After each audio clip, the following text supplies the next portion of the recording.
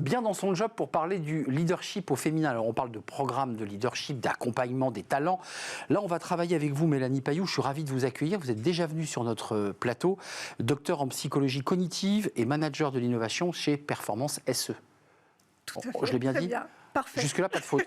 L'étude que vous portez, que vous avez développée, est vraiment intéressante parce que elle est un peu contre-intuitive, je le disais. On a l'impression que les femmes, finalement, restent un peu dans leur coin. Il y a le plafond de verre, on l'entend beaucoup sur ce plateau. L'étude, elle dit un peu autre chose. Elle dit que les femmes, plus elles montent hiérarchiquement, plus, j'allais dire, elles sont compétitrices, plus elles se battent, plus elles sont engagées. C'est un peu l'inverse de ce qu'on pourrait imaginer. Alors, c'est principalement l'inverse des représentations qu'on a de la femme et de la femme au travail de manière générale. Si on vient à la jeunesse de l'étude, nous, on s'est vraiment intéressé à l'ambivalence de notre société qui prône l'égalité homme-femme à tout va. Et finalement, quand on parle de leadership, on pense à l'homme combatif, affirmant sa posture, et on ne pense pas à la femme en soi. Donc on a voulu faire une fouille de données sur plus de 7000 participants chez nous, dans nos datas. En activité, hein ? Tout à fait, en activité.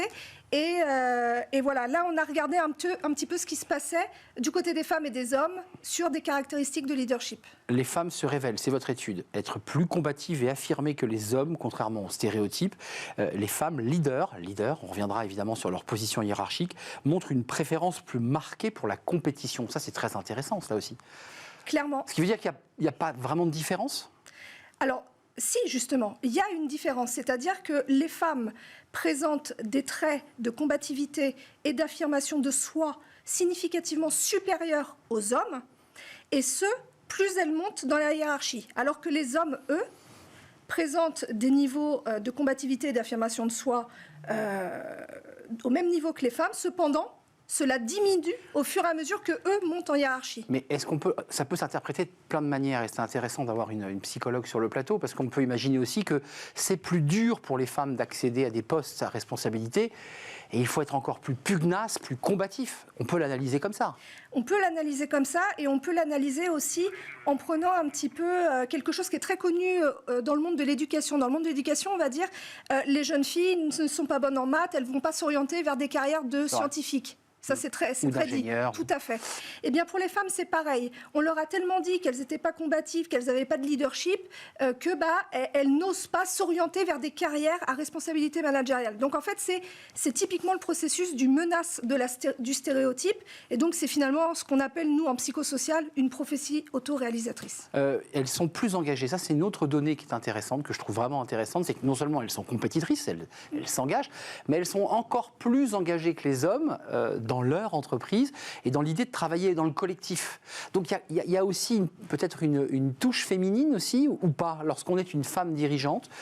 Est-ce qu'on est capable de mettre en avant sa féminité ou pas ? Ou est-ce qu'elle est, je dirais, gommée, lissée par les enjeux de pouvoir ? Alors non, et il y a justement un résultat de l'étude qui est extrêmement intéressant à ce sujet. C'est tout ce qui a trait à l'écoute. Et finalement, on s'aperçoit que les femmes sont à un niveau égal aux hommes au niveau de l'écoute. Et donc, ils ont tout autant, finalement, d'empathie, les hommes, que les femmes. Et donc, en soi, c'est une caractéristique qui n'a pas de genre en soi non plus. Alors, cette étude, elle est intéressante parce qu'il faut que les DRH et surtout les dirigeants la lisent. Vous nous dites en creux, sans le dire d'ailleurs, faites donc confiance aux femmes, donnez-leur la possibilité de s'exprimer, puisque vous nous dites, elles se musellent elles-mêmes, elles s'auto-censurent en quelque sorte. Tout à fait, c'est-à-dire que je pense qu'il y a un accompagnement important à faire dans les débuts de carrière auprès des femmes pour les encourager à aller vers des postes à responsabilité managériale, parce qu'elles disposent de tout comme les hommes, pour aller vers ces rôles. Un mot, parce que vous accompagnez évidemment des entreprises. Est-ce que les programmes d'empowerment, comme on l'appelle dans des grandes entreprises, c'est-à-dire des détections de talents féminins, ce sont des outils nécessaires et utiles pour les faire grandir ? Je ne sais pas s'il faut leur attribuer ces notions de genre, mais je pense qu'en fait, il faut les rendre inclusifs. Et c'est-à-dire, ces programmes doivent être inclusifs et indépendants du genre. Un dernier mot sur les hommes, puisqu'on a beaucoup parlé des femmes, mais ces hommes, vous dites, on a le sentiment que ces hommes font moins d'efforts, que eux, dans leur culture, ils se disent il y a moins d'efforts à faire pour grimper l'escalier. Alors, je ne sais pas s'ils se le disent. En tout cas, les faits montrent qu'il y a une certaine facilité qui est naturelle pour eux et qui est liée aussi à des stéréotypes très ancrés dans les organisations.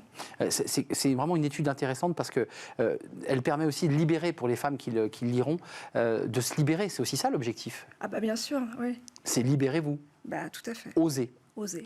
Merci Mélanie Pailloux d'être venue nous rendre visite. Performance SE, vous êtes docteur en psychologie cognitive et en charge de l'innovation au sein de cette entreprise. Allez voir cette étude et allez la décortiquer parce qu'elle est très dense et extrêmement riche. Merci de nous avoir rendu visite. Merci.